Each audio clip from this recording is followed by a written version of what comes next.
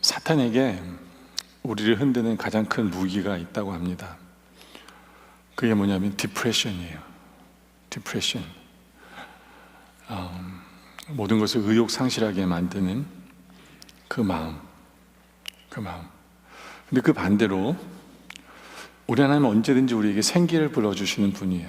특히 성령님을 통해서 우리에게 힘을 주시는 분이 우리 하나님이세요. 그래서 오늘 말씀에도 스바냐 3장 16절에도 우리에게 그런 말씀을 하십니다. 그날에 사람이 예루살렘에 이르기를 두려워하지 말아라. 선지자가 얘기하는 거예요. 두려워하지 마. 그리고 시온아, 내 손을 늘어뜨리지 말라.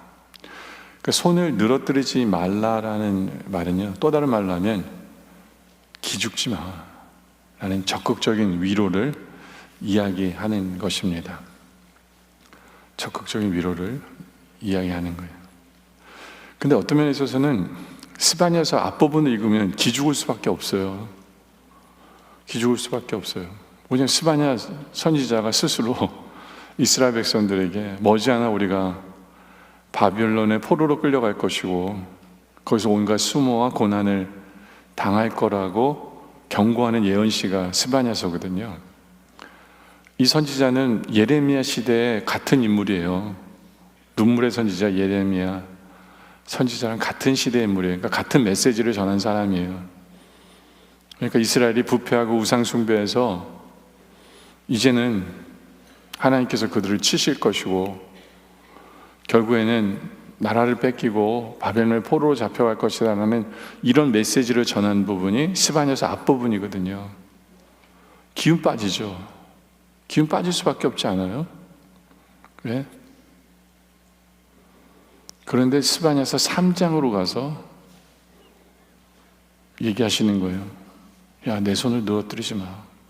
기죽지 마. 그래도 두려워하지 마 라고 얘기하시는 거거든요.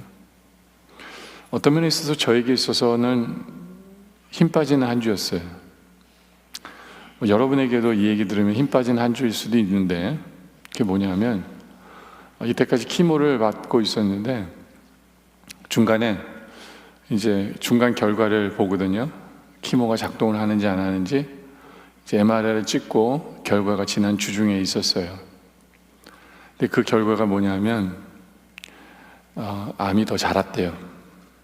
간도 7cm에서 한 9점 몇 cm로 자랐고 다른 모든 부위분도 다 자랐기 때문에 더 이상 이 키모는 작동을 안 하기 때문에 키모는 할 필요가 없다라고 메시지를 받았어요.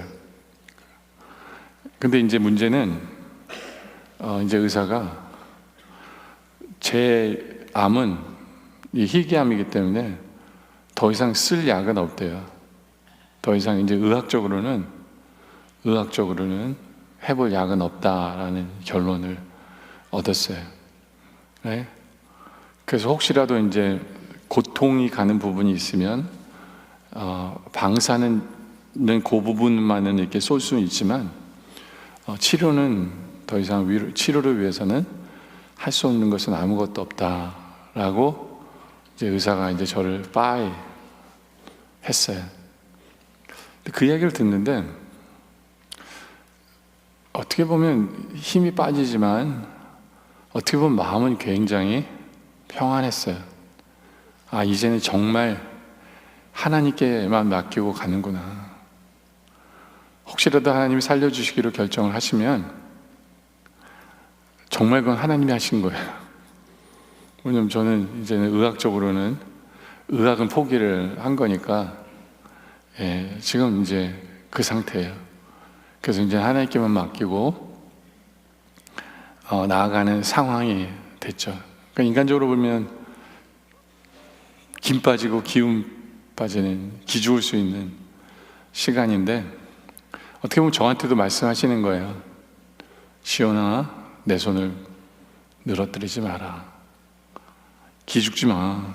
힘을 내. 라고 주시는 말씀이 스바냐서예요. 예? 그러면서 이 히브리 이 스바냐서의 주제절을 우리에게 얘기하세요. 주제절을. 그게 17절이에요. 17절. 너의 하나님 여호와가 너의 가운데 계시니 그는 구원을 베푸실 전능자시라. 그가 너로 말미암아 기쁨을 이기지 못하시며 너를 잠잠히 사랑하시며 너로 말미암아 즐거이 부르며 기뻐하시리라. 이 말씀이 뭐예요? 나 때문에 우리 하나님이 기뻐하신대요. 예. 그냥 너무 기뻐하신대요. 잠잠히 사랑하시면서 오랫동안 변함없이 꾸준히 계속 사랑하시면서 기쁨을 이기지 못한대요. 저만 쳐다보면 그 말씀을 하세요. 야, 하나님이 나 때문에 기뻐하셔? 내가 뭐길래? 솔직히 이 말씀이 잘 그려지지 않아요. 그런데 우리 하나님이 저희 집에 손녀를 주셔서 저희 큰딸이 이제 한 넉 달? 이제 태어난 지 그렇게 된 손녀가 있어요. 예. 근데 저의 아내, 손녀를 대하는 저의 아내의 모습을 보면서 이 구절이 이해가 되더라고요. 이 구절이. 저희 아내는 잘 안 웃어요. 물론 저 때문이기도 하지만. 근데 저희 큰딸이 손녀딸을 데리고 집에 들어와서 이렇게 들어서 저희 아내에게 이렇게 주는 순간 저희 아내는 손녀의 이름을 부르면서, 손녀 이름이 하인이거든요. 하인아 부르면서 얼굴에 미소가 가득해요. 그러면서 그 손녀를 받아요. 왜? 근데 거기에서 이 구절이 보여요. 하나님의 모습이. 우리를 이렇게 보시는 거구나. 예. 그리고 이제 하인이를 집에 데려오면 저는 이제 제 침대에 눕어 있거든요. 예. 반 정도 되는 침대, 이렇게 반 정도 누인 침대가 있어요. 거기서 설교 준비도 하고 하는 방인데, 거기 이렇게 눕어 있으면 저희 아내가 또 하인이를 안고 먼저 할아버지한테 인사시킨다고 데려와요. 근데 저는 이제 안을 수는 없어요. 허리 때문에. 그럼 이제 눕어 있으면 제 무릎에다가 하인이를 이렇게 줘요. 근데 아무리 힘들어도 손녀가 제 무릎에 앉는 순간 제가 손녀 이름을 부를 때 제 얼굴에도 그러면서 하윤아 하면서 웃는 모습이, 기뻐하는 모습이 보이는 거예요. 그러면서 하나님이 우리를 이렇게 기뻐하시는구나 라는 생각이 들었어요. 솔직히 하인이가 우리한테 잘한 거 하나도 없거든요. 뭐 아직까지는 없어요. 착한 일을 한 것도 하나도 없고요. 어쩌부터 하윤아 하면서 저희 아내가 하인이를 안는 순간부터 고생이에요. 이제부터 우유도 먹여야 되고, 그렇죠? 재워야 되고, 놀아줘야 되고, 안아줘야 되고. 근데 손녀딸은 한 건 아무것도 없는데 손녀나는 이유 하나만으로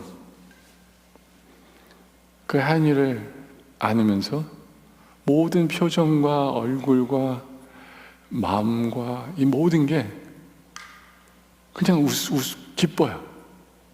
기뻐요. 우리도 마찬가지예요.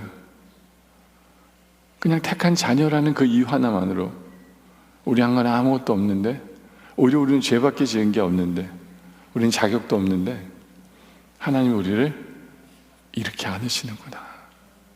우리 이름을 부르면서 우리를 이렇게 기뻐하시겠구나 라는 게 느껴지더라고요. 그래서 제가 오늘 이 구절을 설교를 준비를 하면서 하나 앞에 기도의 제목이 생겼어요. 그게 뭐냐면, 하나님이 저의 이름을 부르며 웃으면서 저를 안아주시는 그 하나님이 경험되어지기를 원합니다. 예. 실제로 내 삶에 이것이 경험되어지는 것이 저의 소원이 되었어요. 저는 이 설교를 듣는 여러분들에게도 이것이 여러분의 소원이었으면 좋겠어요. 하나님이 나를 안으면서 여러분의 이름을 보면서 치호야 하면서 웃으시면서 우리를 안아주시는, 반겨주시는 그 모습, 그것이 우리 삶에 경험되어지기를 원합니다. 근데 그래서 설교 제목이 나 때문에 기뻐하시는 하나님의 사랑을 경험하기 위해서네요. 그럼 그걸 경험하기 위해서는 어떻게 되느냐? 솔직히 우리 할 일은 없어요. 하나님이 해주셔야 돼요. 바로 그것에 대한 이야기를 하려고 해요. 그 첫째는 그건 뭐냐면 하나님이 나와 함께 하심이 경험되어질 때 나 때문에 기뻐하시는 하나님 우리는 경험할 수 있어요. 오늘 읽은 구절에 다 나와요. 오늘 읽은 구절에 스바냐 3장 17절에 보면 너의 하나님 여호와가 너의 가운데 계시니, 바로 이것이 시작이에요. 너의 가운데 계시는 것, 하나님의 임재를 나타내시는 것, 하나님의 임재가 경험되어지는 것, 그때 우리는 나와 함께 하시는 그 하나님이 나 때문에 기뻐하시는 모습을 보게 되어진다라는 것이죠. 그럼 어떻게 그 하나님의 임재가 경험되어질까요? 이사야서 41장 10절에 보면 이런 말씀이 있어요. 두려워하지 말라, 내가 너와 함께함이라. 이 말씀이 뭐예요? 야, 믿어. 내가 너와 함께하잖아 라는 말이에요. 이게 무슨 얘기냐면 믿으라는 거예요. 내가 어딜 가든지 나를 사랑하시는 나의 하나님이 나와 함께 하심을 믿어. 그러면 내가 너와 함께함을 너는 경험할 거야. 이 믿음이 필요해요. 이 믿음이. 그렇게 되면 놀라지 않게 되고, 나의 하나님이 되기 때문에 하나님이 나를 굳세게 할 것을 경험하게 되고, 참으로 나를 도와주심을 경험하게 되고, 참으로 하나님의 의로운 오른손으로 나를 붙들어 주심이 경험되어지는 하나님의 임재가 체험되어진다라는 거죠. 오늘 말씀 스바냐서 3장 15절에도 가면 이 말씀이 있어요. 여호와가 내 형벌을 제거하시고 내 원수를 쫓아냈으며 이스라엘 왕 여호와가 내 가운데 계시니, 하나님 우리 가운데 계신다는 거예요. 그래서 뭐 하시려고요? 형벌을 제거하고 원수를 쫓아내시기 위해서 나와 함께 계시는 거예요. 그래서 다시는 화를 당할까 두려워하지 아니할 것이다. 이게 하나님의 임재 속에서 벌어지는 일들이에요. 그런데 뭐가 필요하다고요? 믿음이 필요해요. 하나님 말씀대로 살아계신 하나님께서 지금도 나와 함께 하심을 믿습니다. 물론 내 환경은 그렇게 보이지 않을지라도, 그러나 독수리가 마치 훈련시키기 위해서 자기 자식을 떨어뜨렸다가 다 지켜보는 가운데 확 구해주는 것처럼 나와 함께 하시는 하나님은 나를 지금 훈련 중이실 뿐이에요. 그러나 보고 계시고 임재에 계시는 우리 하나님, 바로 그런 하나님이에요. 여러분들 오늘 말씀에 이 말씀을 쓴 사람이 스바냐 선지자예요. 스바냐의 뜻이 뭔지 아세요? 스바냐의 뜻? 스바냐는 뭐냐면 하나님이 안아주신다라는 뜻이에요. 나와 함께 하신 하나님, 지금도 함께 하시는 임재하고 계시는 하나님이 안아주시는 우리 하나님이시다 라는 거죠. 안아주신 하나님. 네? 우리 하나님 우리에게 얘기하세요. 기죽지 마. 내가 너와 함께 하잖아. 기죽지 마. 네. 그리고 또 이 하나님의 임재를 사모하는 성도들은 예배를 사모합니다. 왜냐하면 예배를 통해서 하나님의 임재가 경험되어지기 때문에 그래요. 믿음이 필요하고 예배가 필요해요. 오늘 말씀 18절에도 보면 내가 절기로 말미암아 근심하는 자들을 모으리니, 여기서 절기는 예배거든요. 근데 근심을 해요. 왜 근심할까요? 우리 예배 드려야 되는데 포로로 잡혀가면 어떡하지? 라고 걱정하는 자들을 하나님은 모으신다는 거예요. 왜요?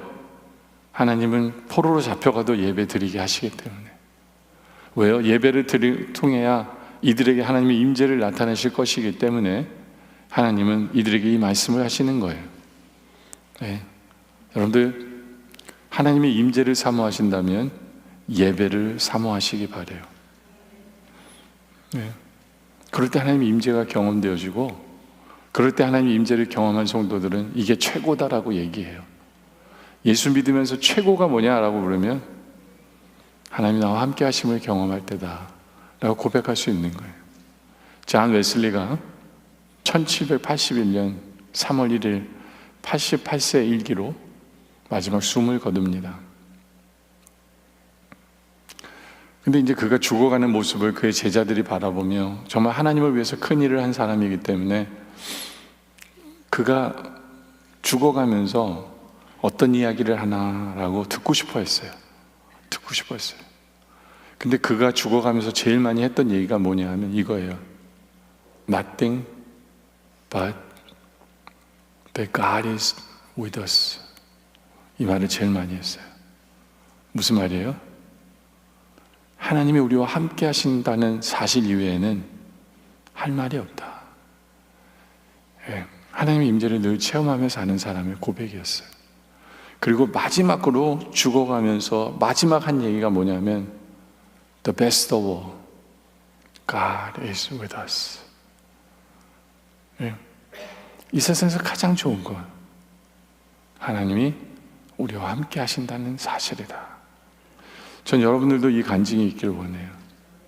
하나님이 나와 함께 하심을 체험해서 그 하나님이, 나와 함께 하신 하나님이 우리를 기뻐하시면서 우리의 이름을 부르며 치우야 하고 하시면서 기뻐하시는 그 하나님을 볼 수 있는 여러분들이 되어지기를 원합니다.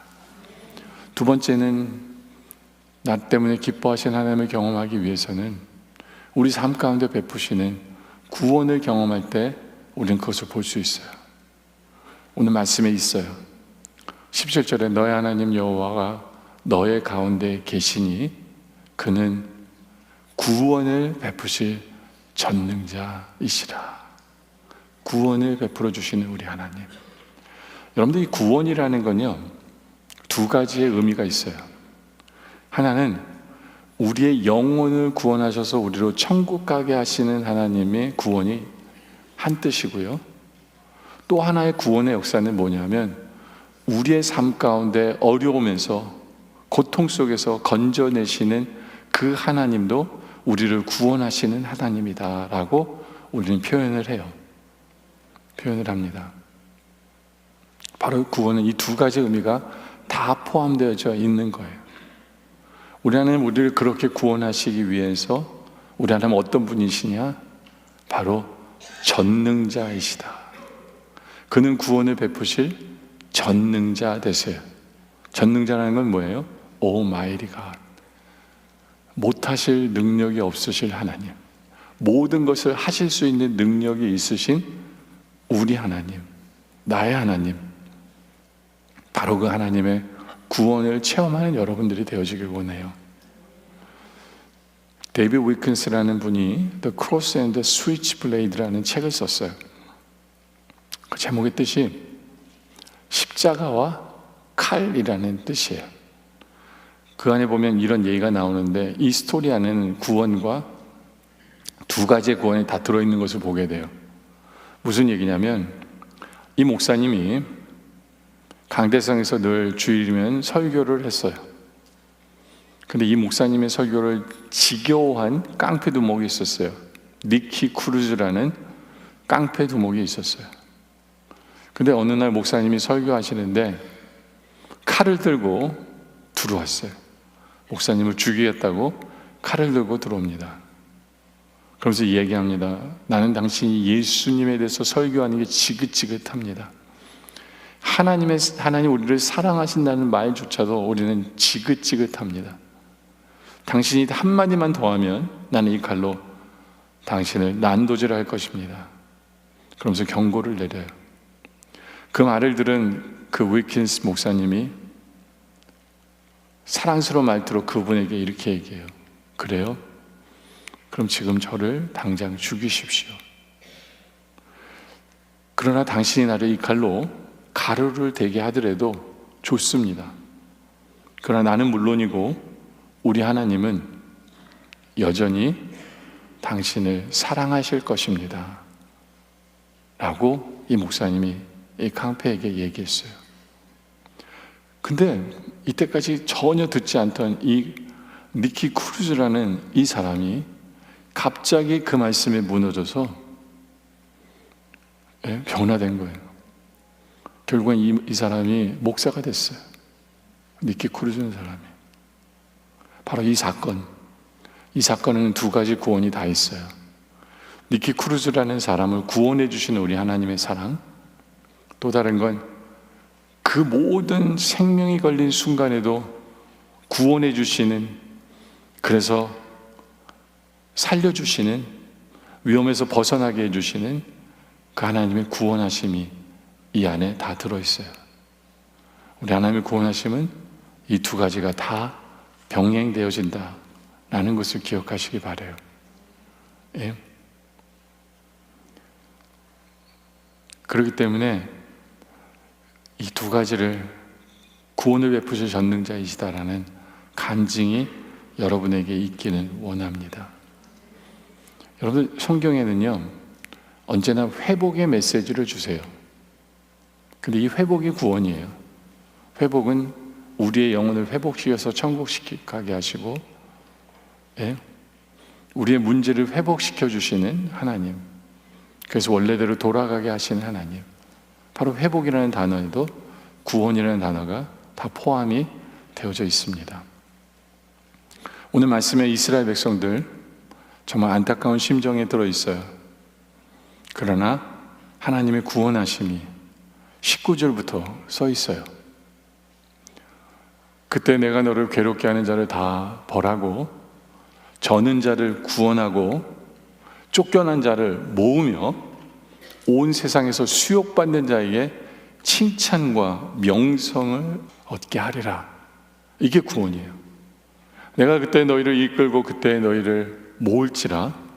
내가 너의 목전에서 너희의 사로잡힘을 돌이킬 때에 너에게 천하 만민 가운데 명성과 칭찬을 얻게 하리라. 이게 구원이고 이게 회복이에요. 근데 우리로 믿으라고 하나님께서는 우리에게 끝부분에 이렇게 얘기합니다. 여호와의 말이니라.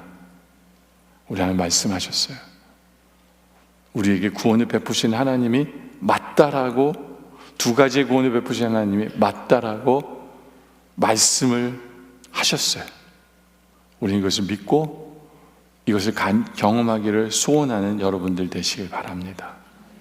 구원을 베푸실 전능자. 그리고 세 번째는 잠잠히 사랑해 주심을 경험할 때 우리 때문에 기뻐하시는 하나님을 보게 되어집니다. 여러분들 인생에 있어서 가장 큰 상처는 거절당함이에요. rejection. 부모로부터, 부모가 날 버렸다라고 생각하는 것, 배우자로부터, 가까운 친구로부터, 선생님으로부터. 그런 상처는 평생 가요. 근데 어떤 사람은 하나님으로부터 거절당했다라고 생각하는 사람이 있어요. 왜 그럴까요? 어쩌면 우리 하나님의 사랑 때문인지 몰라요. 우리 하나님의 사랑은 잠잠히 사랑하시기 때문에 너무나도 조용히, 어떻게 보면 아무도 모르게, 그러나 끝에 가서 정말 우리 하나님 정말 나를 사랑하신 게 맞구나 라는 것 때문에 기다릴 줄 모르는 사람들은 우리 하나님의 사랑 때문에 체험하지 못했다고 얘기할 수 있어요. 근데 우리 하나님의 사랑은 잠잠히 사랑하시는 하나님이에요. 잠잠히 사랑하시는 하나님. 그게 17절이잖아요. 다시 한번 더 오늘 저를 보면 너의 하나님 여호와가 너의 가운데 계시니 그는 구원을 베푸실 전능자이시라. 그가 너로 말미암아 구원을 이기지 못하며 너를 잠잠히 사랑하시는 하나님. 바로 이 잠잠이라는 이건요, 여러 가지 표현이 다 들어있어요. 이 안에는 첫째로는 일관적으로 사랑하신 하나님이라는 뜻이 포함되어 있어요. 무슨 얘기예요? 우리 하나님은 변덕쟁이가 아니에요. 이랬다 저랬다 하시는 분이 아닙니다. 기분 좋은 날은 좋았다가 나쁜 날은 나쁘고 이런 하나님이 아니에요. 우리 하나님은 우리를 줄곧 일관되게 사랑하시는 하나님이다라는 거예요. 끝까지 사랑하시는 하나님이에요. 그래서 요한복음 14장 1절에 보면 유월절 전에 예수께서 자기가 세상을 떠나 아버지께로 돌아가실 때가 이런 줄 아시고 세상에 있는 자기 사람들을 사랑하시되 어떻게 하세요? 끝까지 사랑하세요. 그리고 잠잠히 사랑하신다는 것은 풍성히 사랑하신다는 거예요. 풍성히. 여러분들 어떤 물건들이 있는데 쏟아 붓잖아요? 그럼 많이 못 담아요. 어떻게 해야 많이 담아요? 여러분들 저 슈박스 담을 때 어떻게 많이 담아요? 차곡차곡 쌓아야 가득 담아요. 우리 하나님 그런 사랑이에요. 그게 잠잠히 사랑하시는 거예요. 로마서 8장 32절에 자기 아들을 아끼지 아니하시고 모든 사람을 위하여 내주신 이가 어찌 그가 더할까요?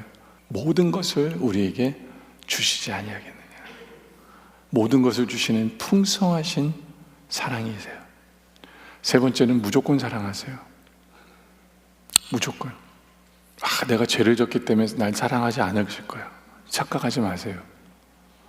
여러분들이 잘났기 때문에 사랑하는 거 아니에요. 여러분들 아까 우리 아내가 소녀딸을 안으면서 얘가 뭐 한 거 아무것도 없는데 사랑하는 거잖아요. 우리 아내도 마찬가지예요. 먼저 사랑하세요. 먼저 기뻐하세요. 무조건적이에요. 특히 우리 하나님의 사랑은 로마서 5장 8절에 나온 것처럼 우리가 죄인 되었을 때 사랑해 주시는 사랑이에요. 그 사랑을 믿으세요. 내가 이래서 하나님 날 안 사랑할 거야. 아니에요. 사랑하세요. 사랑하세요. 잠잠히 사랑한다는 게 그 뜻이에요. 바로 잠잠히 그 사랑을 통해서 나의 하나님이 나 때문에 기뻐하심이 체험되어지는 여러분들이 되시길 바랍니다. 이제 말씀의 결론을 내리죠. 여러분, 오늘 성찬식이 있어요. 성찬식은 바로 나의 죄 때문에 피 흘려 죽으신 십자가의 사랑을 다시 한 번 더 기념하고 경험하는 시간입니다. 근데 여러분들, 우리 하나님이 우리를 너무너무 사랑하셔서 우리 때문에 너무너무 기뻐하시기 때문에 십자가 지신 거예요. 십자가 지신 거예요. 그리고 하나님, 내가 나 때문에 기뻐하시는 하나님을 보게 해주세요, 경험하게 해주세요 라고 하니까 십자가를 보여주시더라고요. 우리 예수님이 나에게 두 손을 이렇게 주시면서 야, 지호야, 십자가 지셨을 때에는 괴로워하시던 그 표정이 부활하신 후에 그 십자가에 계신 그 주님은, 두 팔을 벌리신 그 주님은 나를 향해 웃어주시는 그 하나님을 보게 하시는 것 같아요.